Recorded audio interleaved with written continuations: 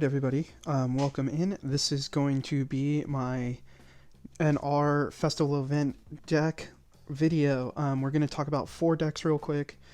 One I think is probably tier 1, one probably 1.5, and 2 still really fun ones, though I don't know where they're going to shake out. And the 1.5 one I'm going to tell you came out of nowhere. I did not expect this to be good because in the TCG/OCG, one of the archetypes in this is not very good at all.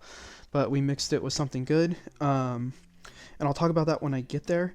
Little disclaimer, I built 3 of these decks myself, but the one of them I'm going to talk about I found online. Unfortunately, I can't remember where I got it from, so I did not come up with that base of it. I came up with some of the support cards in it, but I didn't come up with the actual base deck itself, or the idea itself. I kind of went with the idea and evolved it into my own. So yeah, let's take a look. We're going to look at 4 decks: Yosenju,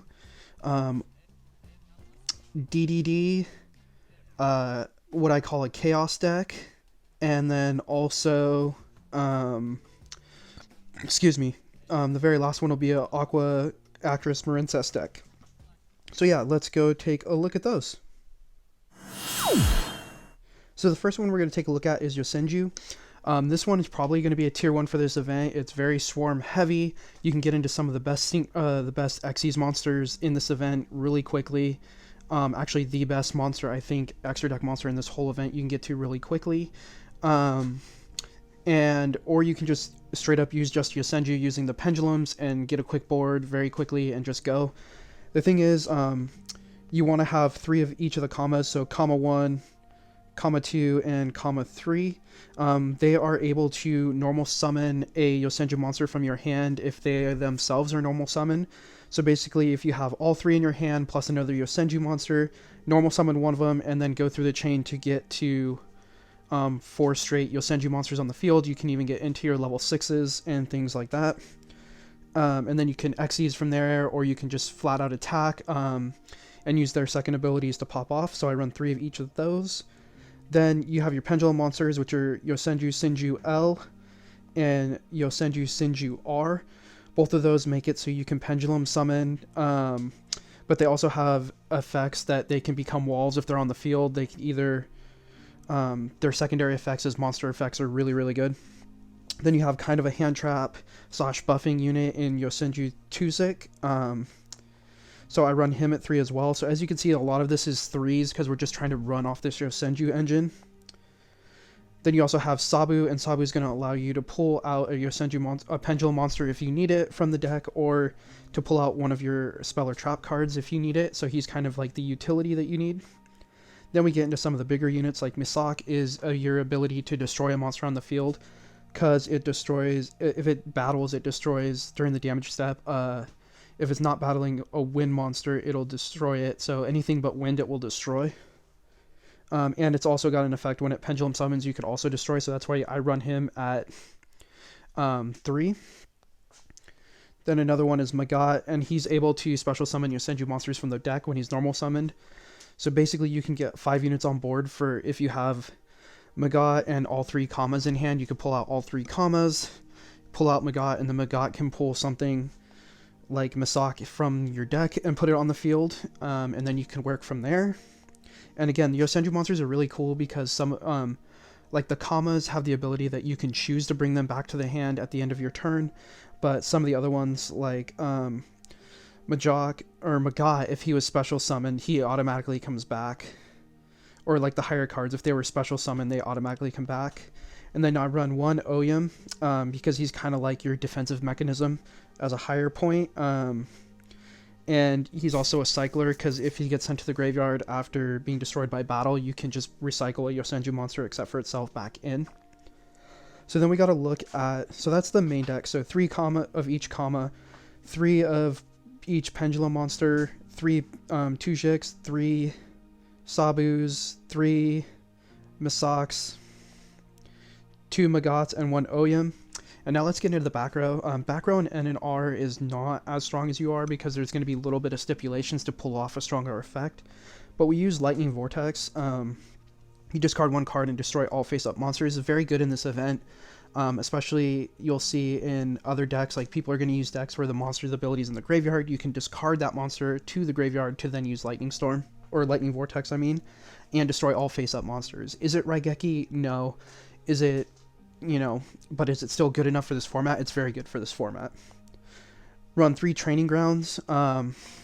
3 Yosen training grounds, because with the Yosen training grounds, every time you normal summon or special summon Yosenju, you put a counter on it, and you can remove the counters to do specific abilities. So if you remove one counter, all your Yosenju monsters get 300 attack. And if you remove 3, you can add a Yosenju card from your deck or your graveyard to the hand. So then it becomes, you build these huge counters, and then you just start recycling your own cards, or you just start buffing your cards. And you can only use one of those abilities per turn, and you can only use one of the cards per turn. So if you have 2 on the field, you're going to stack the counters, but you can only use it once. Whirlwind's really cool, but you have to pay 800 LP every turn. So it's kind of like, if you get it, just roll with it and try to end the game early. Because what it's going to do is when a Yosenju monster returns to your hand, except during damage step, so if it's during like the end phase where Yosenju monsters can come back, you could target one card your opponent controls and return it to the hand. And if you don't activate the effect, you can choose not to, but if you don't do it, then you have to destroy this card. So we run it at 2, and that's just to get big units off the opponent's board, or big like traps or spells off the opponent's board.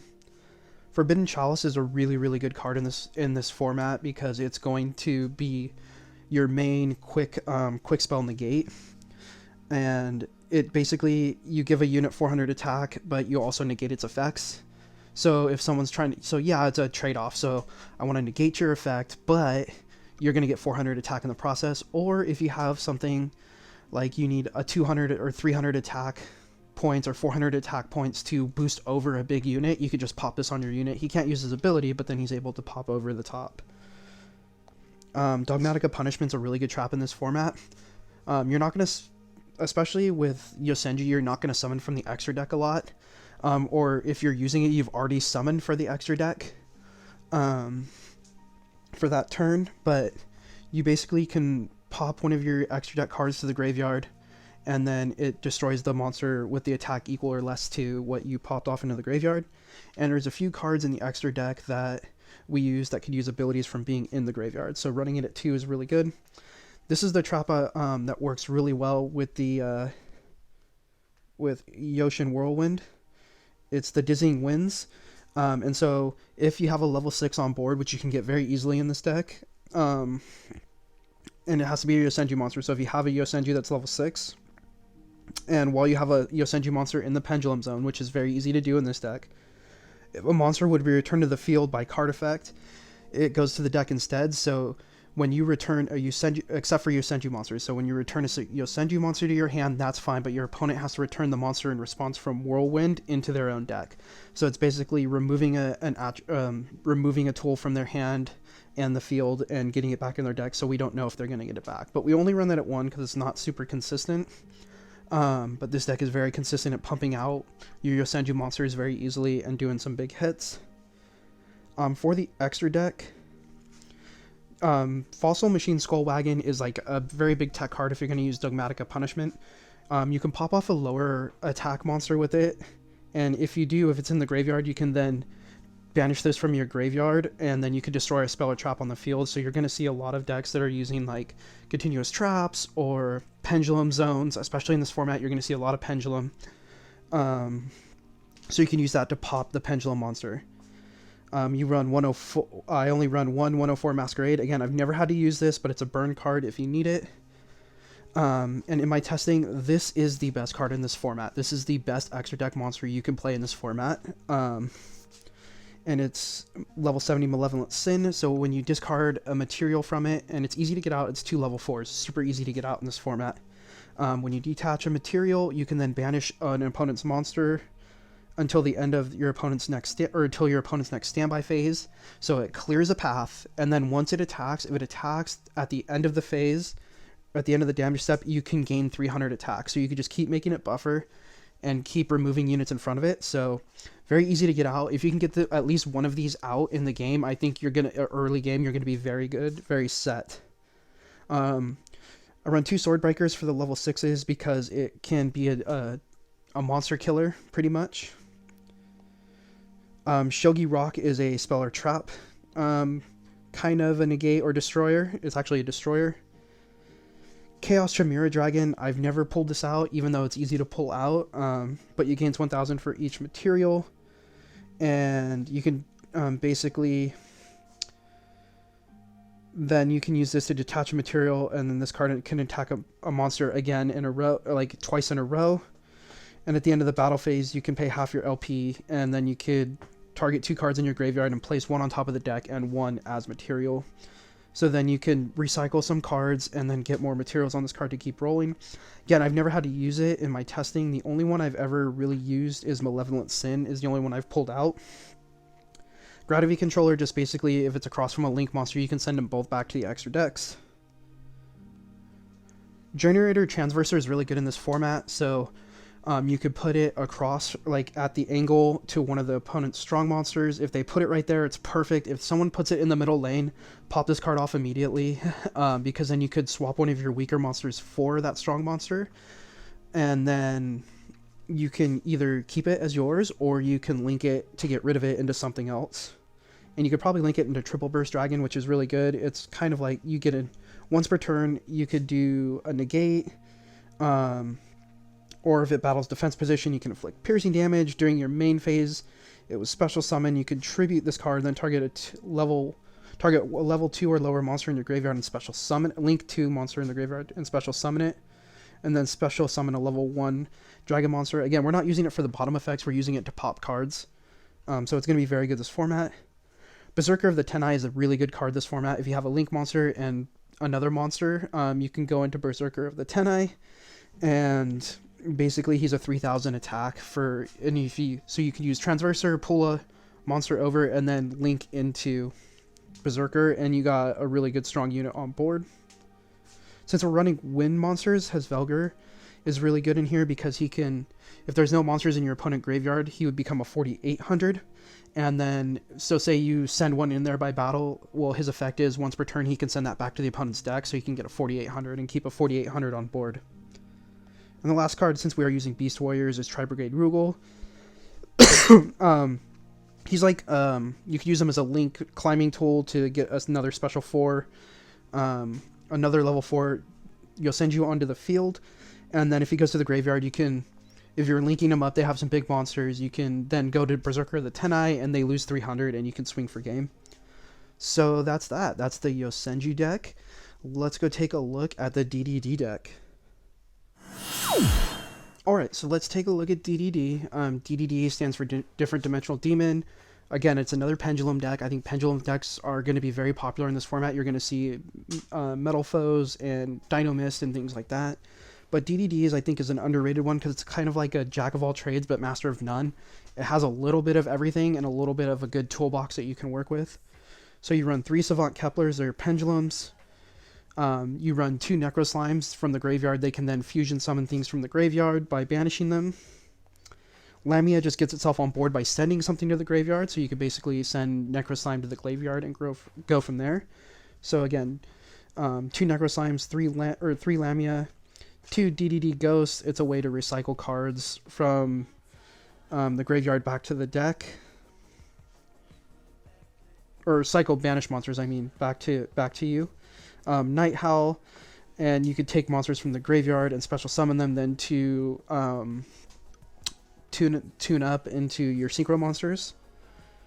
Lilith is there to target monsters in the graveyard, bring them back to your hand, or add a pendulum monster from the extra deck that's been destroyed back to your hand, so you could put it back in the pendulum zone or summon it. Cerberus, you run 1 of him.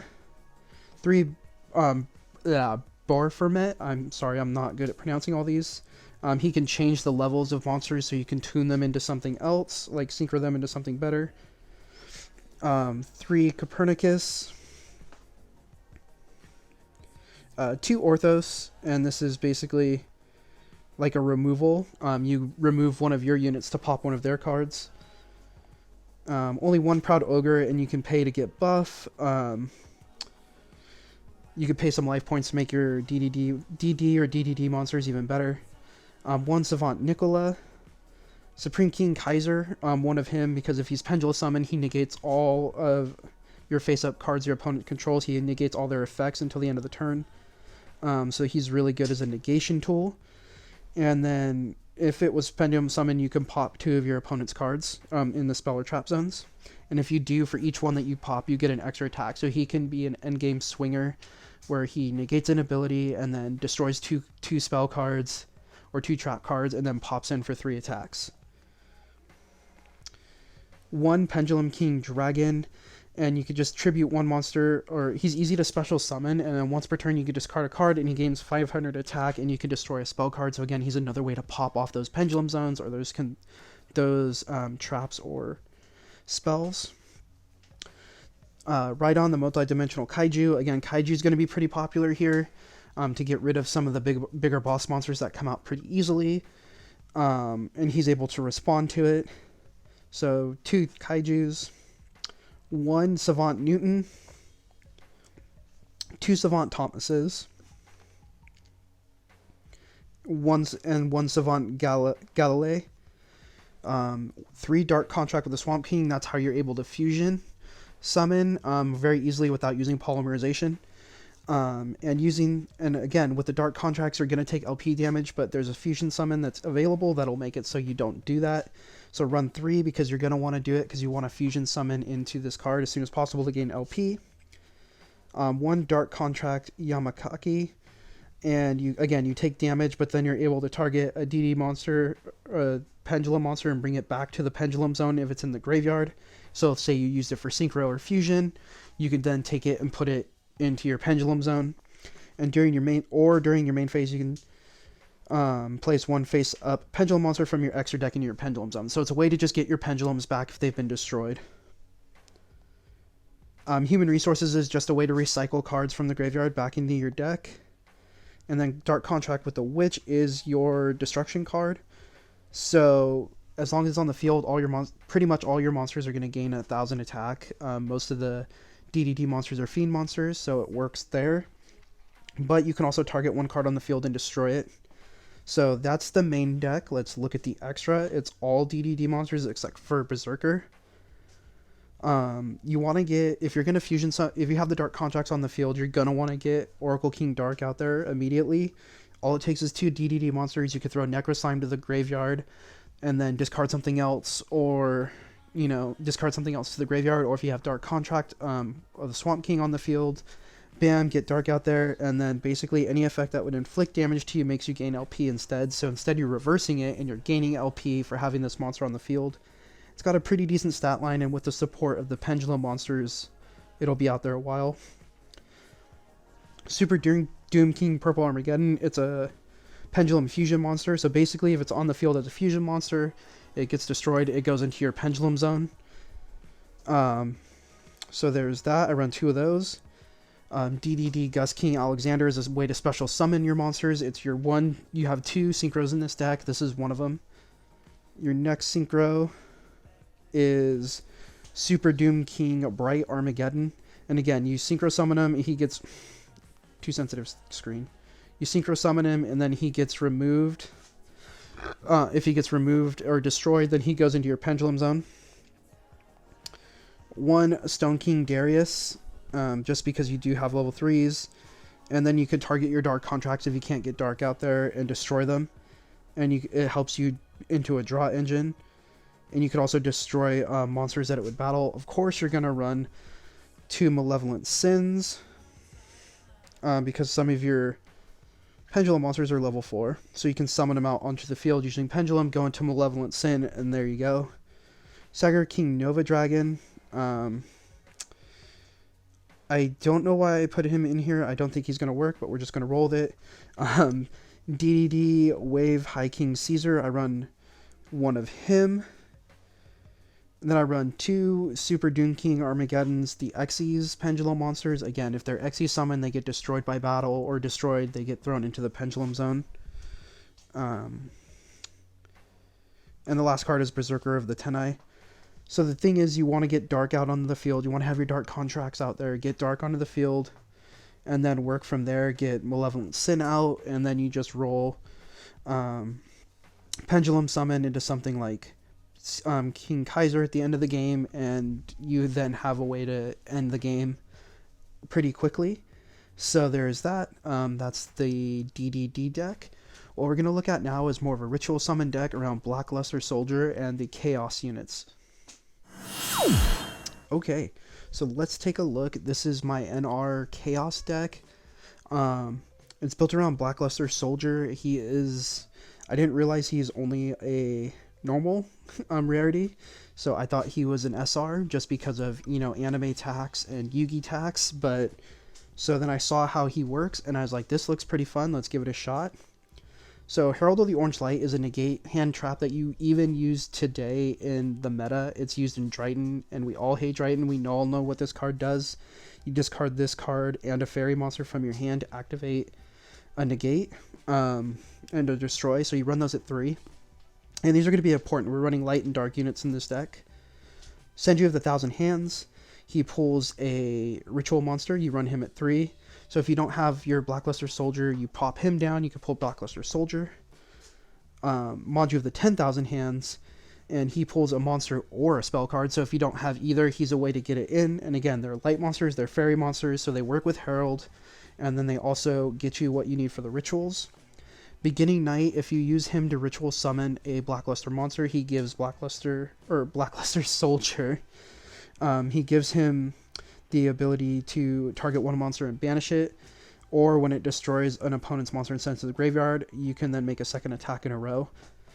And then there's Evening Twilight Night, which also gives him the ability to banish, but then once per turn, if you choose, you can also banish a card from your opponent's hand face down until the end of the next phase. So using them as the ritual materials makes Blackluster Soldier like a super unit on the field, and it's ridiculous. So again, run 3 of each of those. 3 Envoy of the Chaos because they're like a hand buff trap, because you can discard them and then your Blackluster Soldier can go up to 4,500, and every monster that it battles, it attacks, then lowers to their original state, so if they bumped them up. And in your graveyard, you can banish 1 light or dark monster to bring this back to your hand, so it's an ever-recycling hand trap, and banishing in this deck, self-banishing as well, is very important to some of the cards.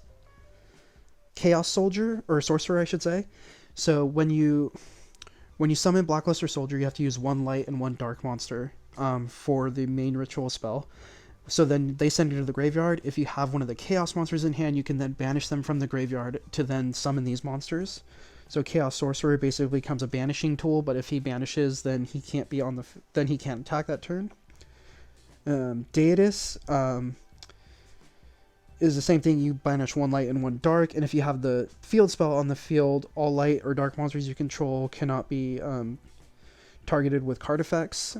And then you can target cards on the field up to the number of field face-up spells on the field, so only 2, and then you can banish them. So if your opponent's running something with field spells, you could pop out Deidus if you have your field spell out there, and when he's summoned, you can banish 2 of their cards, and then your cards can't be targeted because you have a field spell. Chaos Emperor Dragon, Envoy of the End. Again, send 1 or 2, 1 light monster and 1 dark monster. Once per turn, you can pay 1,000 attacks and send as many cards in both of a player's hands and on the field to the graveyard, then inflict 300 damage to your opponent for each card sent to the opponent's graveyard by this effect. So say they have like 5 cards on the field, and you're just like, bam, I want your field gone. I'm going to use this ability. I'm going to pay 1,000 LP. You're now going to take 1,500 damage and lose every card you have on the field. If they have cards in their hand, it's even a bigger burn. So he's more of like a game ender. You pull him late game and you're like, boom, my opponent has 2,000 attack left. They have a couple cards in hand and they have a full field. See ya, we're going to take over and win that game just by this card alone. And then Blackluster Soldier, Envoy of the Evening Twilight. And he's summoned a different way, so you have to have an equal number of light and dark monsters in the graveyard, and then you have to remove all of 1 attribute. So basically, you could do this if you have Blackluster Soldier and you ritual summon him. There's an equal number, there's 1 of each in the graveyard, you can then banish 1 of them. So it's not limited to a certain amount, but so early game it's a little bit better. And when it's special summon, you can gain ability. So if you used only all your light monsters to summon him, then he can target 1 field on the banishment. he can banish them, but if you use all dark monsters, he can banish one random card from your opponent's hand face down until the end phase. So basically, he removes a tool for that turn, or he can banish a monster. So I would use light most of the time in this format, just to be a big removal. Ritual-wise, a Magician of Chaos fits in this deck because he's able to special summon himself back, or he can't summon himself back, I'm sorry. He could summon Blackluster Soldier from your hand when he's destroyed. So if you have him on field and he's doing some work for you, because he's also a negate, or he's not technically a negate, but he can destroy a card on the field when a spell or trap is activated. So he's a destroyer, so then they're like, oh, I gotta get him off the field. Bam, he's removed by card effect or battle. Then you can summon Blackluster Soldier in return without using the ritual spell. Blackluster Soldier is basically a base 3000, 2500. But when you're using your Twilight monsters, you can then get him to have those banishing effects. Chaos End is big here. You could run this at 2. I run it at 1 because it's more of an endgame card. And you can only activate it if 7 or more cards on your field have been are removed from play from your side, and you destroy all monster cards on the field. So you pop it at the beginning of your turn, all those cards are destroyed. You're then hopefully getting more light and dark monsters in the graveyard, so then you summon your chaos monsters, or you have the tools in hand to basically get Blackluster Soldier out to end the game. Your spell card, your field spell, you can run it at 3. I run it at 2. And each time a monster is banished, you place 1 counter on the card, and you can remove 4 counters from your field, and then you could target one of your banished monsters equal to the number of tokens you banished, and their level has to be equal, and you pull it back onto the field. And if it's sent to the graveyard, you can do the same, but pull a monster from your deck instead by how many counters. The ritual spells, Chaos Form is how you would get your Magician of Chaos out there. And Super Soldier Synthesis, you have to use 1 light and 1 dark, and that's how you get your Blackluster Soldier out there. Again, Forbidden Chalice at 2, and Dogmatica Punishment at 2. Extra deck, Fossil Machine Skull Wagon, just for the popping of a spell card. You see Odd Eyes Vortex in here, and you're like, how do you get him out there? Well, he's kind of easy if you send Odd Eyes Absolute Dragon. Oops. Come on.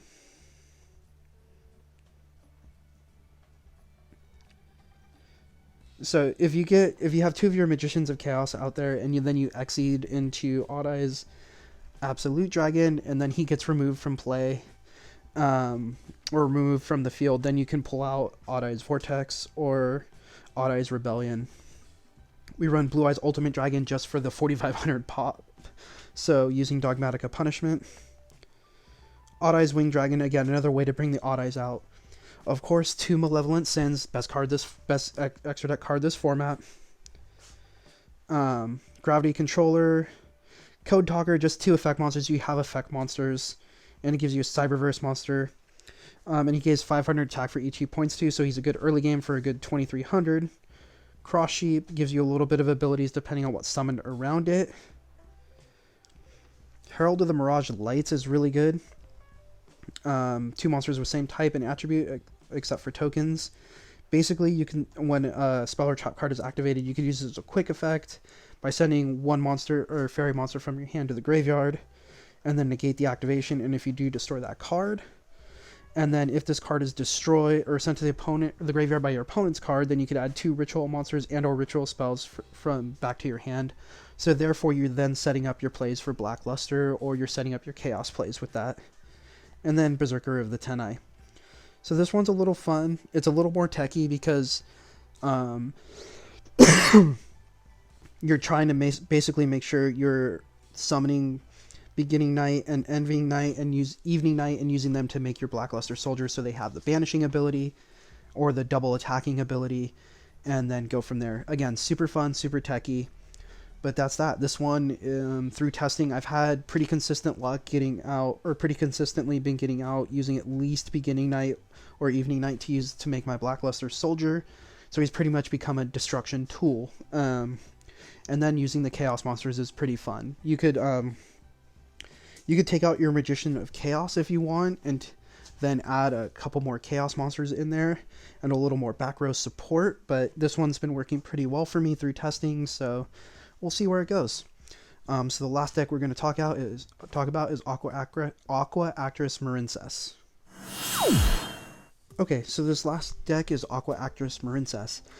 Again, I found this one online. I really, really like it. I found the base shell of it, and a couple of the spells I changed a little bit, just for more consistency terms for me. I didn't feel it was consistent enough with some of the spells, so I used this to make it, I kind of adjusted it to my own playstyle. But the monster shell is pretty much the same, and the extra deck is pretty much the same. I just made sure that it was consistent enough for the way I like to play. Aqua Actresses aren't very good, so that's why this deck is a very good surprise. They somehow mix very well with the Marincesses for this format. Use Tetra to basically pull an Aquarium card, which is your continuous spells that are buffs and give advantages to Aqua monsters. Guppy is able to special summon an Aqua Actress, so you can get your level 6 out there pretty much for free. Marincess Sea Star is a hand trap that's a buff, so you can basically go up to 1600 because you can use the effect twice per turn. You want to use Marincess Seahorse to special summon to link to then bring her back, and then link, summon again to link some more. So super fun, and also she gets buff with the Aqua buff cards. Bellissima is another hand trap, so if it would be destroyed, one of your monsters would be destroyed, you can banish this card from your graveyard instead, and then you could either and then you can use the following effects once per turn. You can banish one Marincess trap from your graveyard, add one Marincess trap with a different name to your deck, or if this card is banished, you can target one face-up monster and it gains 600. So not only are they not going to get destroyed, but they're going to get buffed too, so that's really good. Run it at 3. Silent Sea Nettle is really a good way to get a swarm on the field for linking, because you want to get your link 3s out there as soon as possible. And if you control a water monster, you can special summon this card from your hand, and then you can't special summon except for water monsters, which is whole deck is. The turn you do this, and then you can banish this card from the graveyard and then pull 3 water monsters from the graveyard and put them back in your deck. So it's like recycling units that you've used, like the hand traps, and then bringing them back. And then you run 3 of the Aqua Actress or Arona, and then basically you could add a monster to your hand, but you know what, you're using it to swarm, because you can use Guppy to pull it and summon it immediately, and then so you have basically a level 6 on field with a big body early game. And the spell cards, Marinus Battle Ocean is your field spell, and all Aqua monster or Marincesses gain 200 attack, and then also for each equipped card to a Marincess, which is very important in Marincess, you want to equip cards onto your link monsters. It gains 600 per equipped card, so you can have super buff stuff. And if you use one of the Marincess link monsters as a link material, the monster in that extra zone, if Crystal Heart was used, is unaffected by your opponent's card effects. So it basically becomes an unaffectable tank in the extra monster zone. So it's really cool. And then it has other effects when you link summon a Marincess monster to the extra monster zone, except during the damage step, you can equip up to 3 Marincess link monsters from different names from your graveyard to the summoned monster. So you can basically equip 3, it gets an 1800 buff because of the field spell, and there you go. Now into the Aquarium cards. Aquarium stage, water monsters cannot be destroyed by battle with a non-water monster. If you control an Aqua Actress monster, it's unaffected by your opponent's monster effects, and if it's sent to the graveyard, you can target one Aqua monster in your graveyard and special summon it, so it becomes like a utility tool to recycle units and keep it going. Aquarium Set is another continuous spell card. All water monsters gain 300. Again, Marincess monsters are water monsters too, so they're getting just as buff. And if this card is sent to the graveyard, again, you can special summon a Aqua monster. Aquarium Lighting, and this is just to protect your Aqua Actresses. If an Aqua Actress monster you control battles an opponent monster during your damage calculation, your battling monster's attack becomes double its current 1. And if this card is sent to the graveyard, you can target one Aqua monster in your graveyard and special summon it. So it's really nice to recycle. The other traps, Paleozoic Olenitis or Olenites, and basically you use it to destroy a spell or trap card on the field. And then once it's in the graveyard, if you're going through a chain, you can then pull this out and summon it and use it as link material. So basically it becomes a monster on the field that you can use as link material. That's the cool thing about all the Paleozoic traps. Paleozoic Canidia, it basically, if they summon a big monster that has like less defense, pop this off, you turn it face down defense, and they can't turn it back up for the rest of the turn. You're good. Next turn you pop that monster off, and then if it's in a chain, again, you can special summon it and then link it off. And the last card is Marincess Wave, the last trap card.